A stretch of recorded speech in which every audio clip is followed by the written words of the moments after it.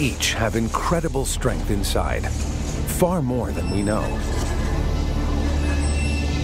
A normal person can move as much as this guy, but only in a crisis.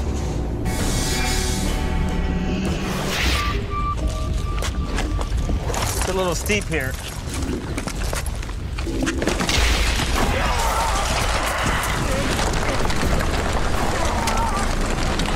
Pinned beneath a 1,200-pound rock, sliding toward a cliff and certain death, a climber finds power in his muscles far beyond normal limits.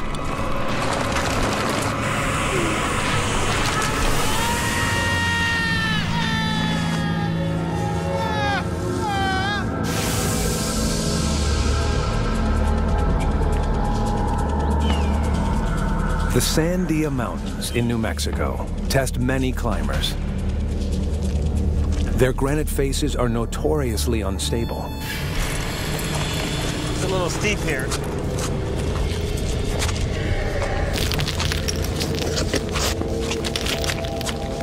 Mark was in front, and I lost my footing just a little, and by instinct to catch myself, I reached over and put my hands on the wall. And that's when all hell broke loose. The wall essentially came off in my hands. This thing was huge. And how it didn't crush him to death, I don't know, but I just watched him and I couldn't believe he was actually still alive. The rock slab has trapped St. John. It could crush his ribs, but with his arm muscles, he's able to hold it off, but only just. Worse, he's on a sloping ledge. He's sliding toward a high cliff and doom.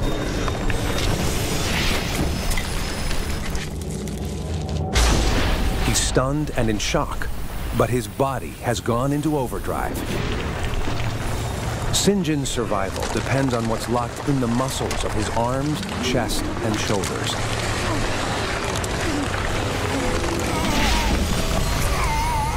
But how can mere muscles move something that massive? Muscle tissue works by contracting, pulling on bone, using it like a lever. These contractions occur microscopically.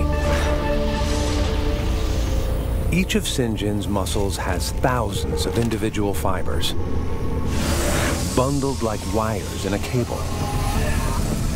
As we age, muscles may get bigger or smaller, but we're born with every muscle fiber we'll ever have. Within each fiber are yet smaller filaments.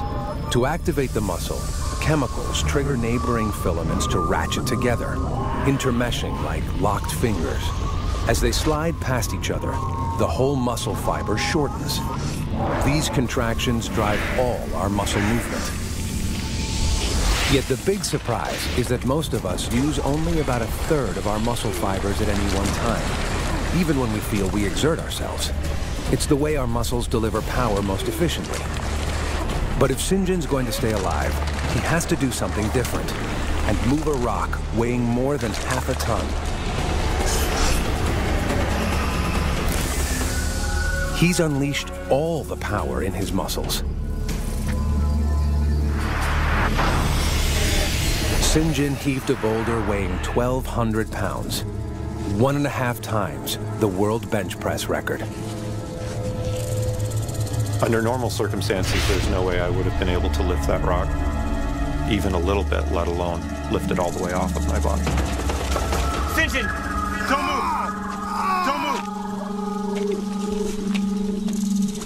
Don't move! Injured! St. John could do the impossible because his brain activated all the fibers in his muscles at the same time. The resulting power was so great, he risked ripping muscle from bone.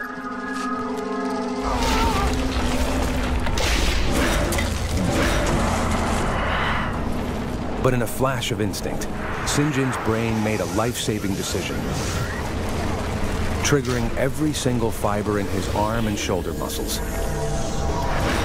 Together, they fired in one violent push.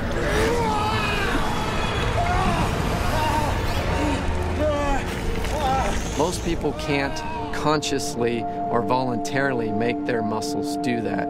It usually requires some unique situation. An emergency is a perfect example of a situation where you need a great amount of force. Your body synchronizes instantaneously and you get this huge burst. I'm going to call for some help, okay? That power carries a cost. In saving his own life, St. severely hurt his arm muscles. With the level of pain that I was realizing that I was in, there was blood everywhere. You know, things were ugly. Hey, you're not going anywhere, all right? But he survived.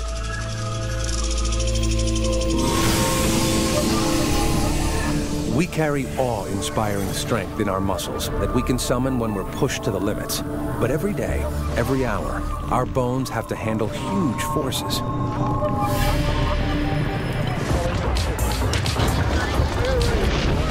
They take a hammering from normal life. To survive, the human skeleton has evolved a material so strong that no technology can match it.